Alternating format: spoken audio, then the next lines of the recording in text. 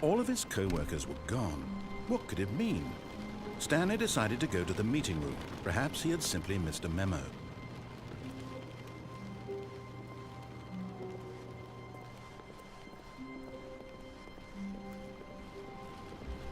When Stanley came to a set of 2 open doors, he entered the door on his left.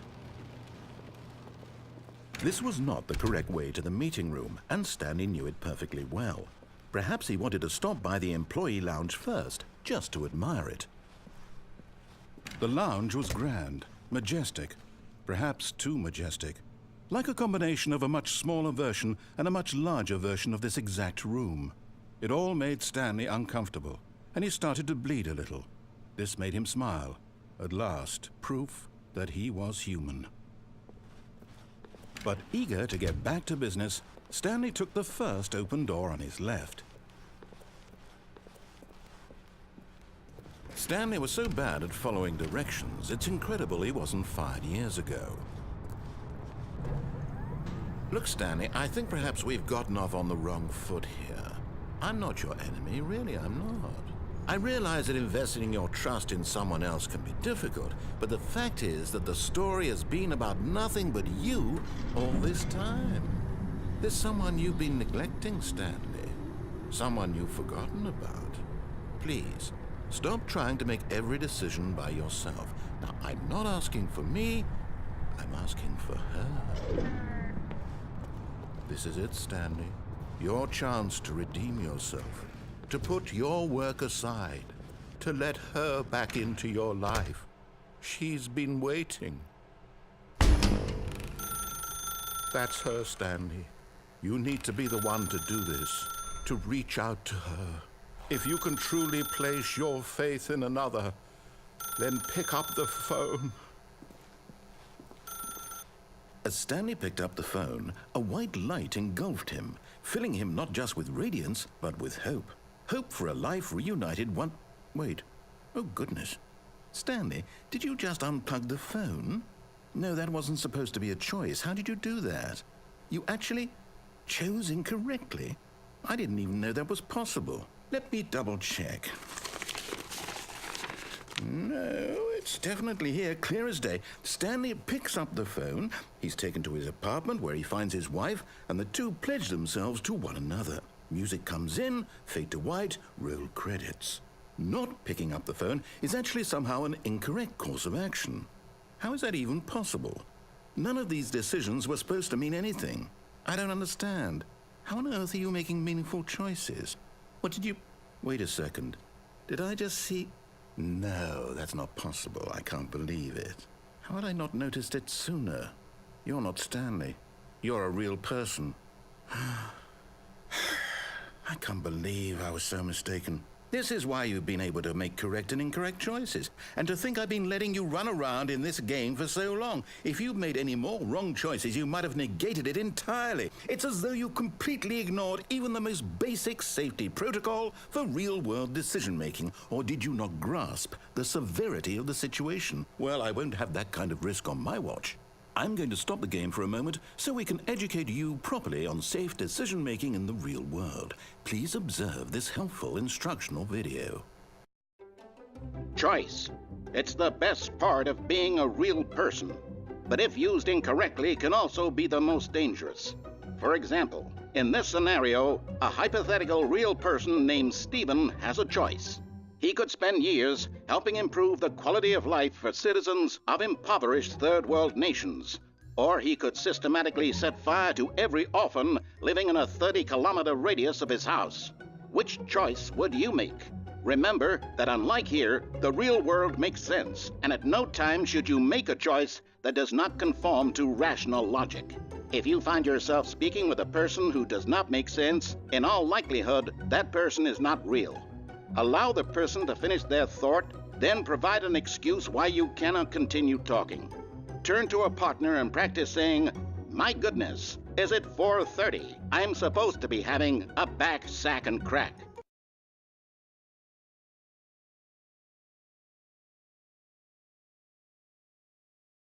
Excellent. Making choices on a regular basis is the best part to a healthy decision-making process. Most medical professionals recommend making at least 8 choices per day. Do you make more than 8? Less? And finally, if you begin to wonder if your choices are actually meaningful and whether you'll ever make a significant contribution to the world, just remember that in the vast infiniteness of space, your thoughts and problems are materially insignificant, and the feeling should subside. At this time, your instructor will guide you in an exercise to test and reinforce the material covered in this video. Welcome back. You may have noticed that this room has begun to deteriorate as a result of narrative contradiction. But not to worry. Now that you're properly informed on good decision-making, we're going to revisit a choice you made just a few minutes ago and see what the correct thing to do would have been. This way, please.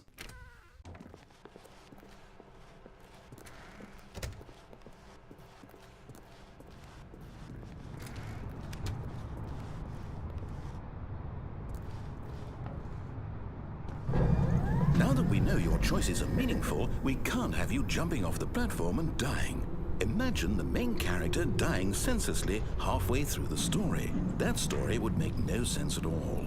We just need to get you home as soon as possible before the narrative contradiction gets any worse.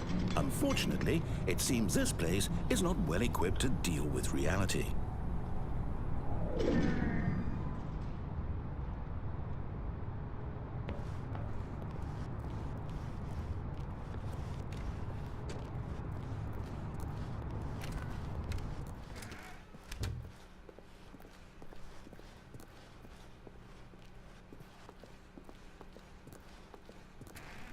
Almost there. You'll take the door on the left, back to the correct ending, the story will have resolution once again, and you'll be home free in the real world. Now remember, all you need to do is behave exactly as Stanley would. That means choosing responsibly and always putting the story first. I'm quite sure you'll be up to the task. Just follow my lead and you'll be fine. All right. When Stanley came to a set of 2 open doors, he entered the door on his left.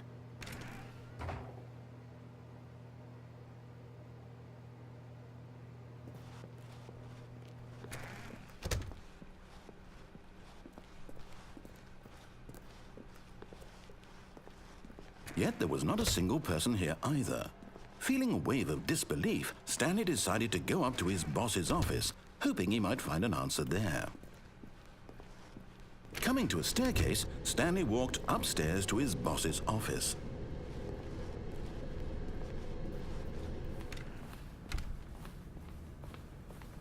Stepping inside his manager's office, Stanley was once again stunned to discover not an indication of any human life. Shocked, unraveled, Stanley wondered in disbelief who orchestrated this, until he saw the door with a voice receiver next to it. Surely behind this door lay all the answers to his questions. And beyond all probability, he knew the passcode. He had seen it on his boss's computer just last week. Nightshark 115. Was this the code to open the door? Would it still work? There was only one way to find out. Stanley had been trained never to speak up, but now he would draw from within himself the courage to face the unknown. He drew a sharp breath and then spoke the code.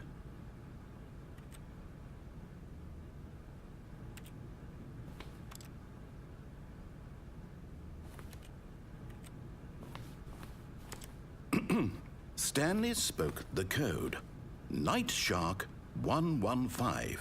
He spoke it into the receiver, right there on the wall.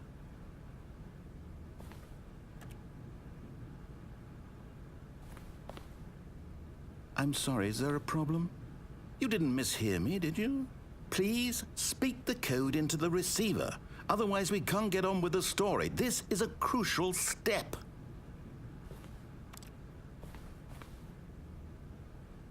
Okay, fine, you're not going to do it, but you know what? It's pretty humiliating to bring you this far, only for you to suddenly decide you have better things to do. I asked you for this one single thing, for your respect. The kind of respect Stanley shows for his choices. He knows what it means to take a story seriously. If you didn't want to see what I had to show you, then why did you come here? You had a choice, you know. You could have gone through the door on the right. You could have done whatever the hell you wanted over there. Why did you come this way? Speak. Say something to me. Explain yourself, you coward.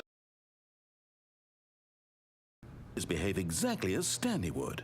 That means choosing responsibly and always putting the story first. I'm quite sure you'll be up to the task. Just follow my lead and you'll be fine. All right. When Stanley came to a set of 2 open doors, he entered the door on his left. No! Why did you do that? Quickly, hurry back in the other direction. Perhaps we're not too late.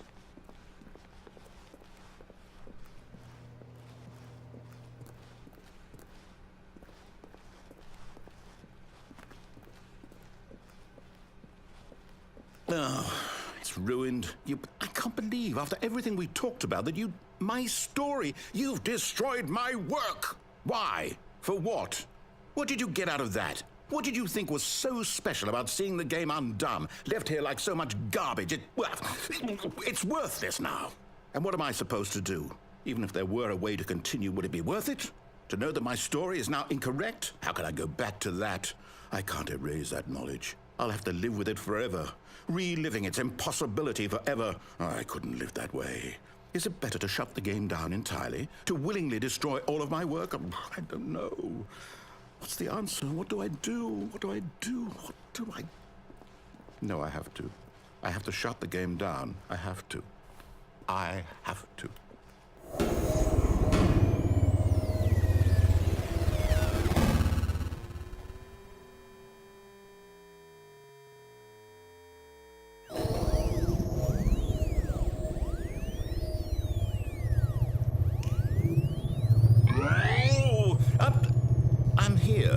I'm still here in this pile of rubbish, with you, who thought you were so clever. Now look where we are. My entire game is destroyed. It was the only thing in the world that was mine, and you've run it into the ground. What, did you think that would be funny? You just had to see? Didn't I impress upon you how important it was to be like Stanley? He actually knows how to do what I tell him to. He understands that if I say to do something, there's a damn good reason for it. That thought hadn't even occurred to you, had it? That there's a world outside of you? You're a child. Oh, my story. If you'd just gone through the door on the left, you would have seen it. There was a whole underground facility. You would have destroyed it and been victorious. It would have been so perfect. I worked so hard on it. I tried so hard. When Stanley came to a set of 2 open doors, he entered the door on his left. Stanley? Hello? Is everything okay? Stanley, please. I need you to make a choice. I need you to walk through the door. Are you listening to me? Can you hear me? Is everything all right? Stanley, this is important. The story needs you. It needs you to make a decision. It cannot exist without you. Do you understand me? Whatever choice you make is just fine. They're both correct. You cannot be wrong here. We can work together. I'll accept whatever you do. I simply need you to take that step forward, please. Choose. Do something. Anything. This is more important than you can ever know. I need this. The story needs it. So, you hear me? Are you there? Are you listening to this? Stanley, are you there? Okay. It's okay, I can wait. You need time to decide. Time to make sure your choice is correct. That is the best choice. That's all right. I'll wait for you to decide what's the right thing to do. Take as much time as you need.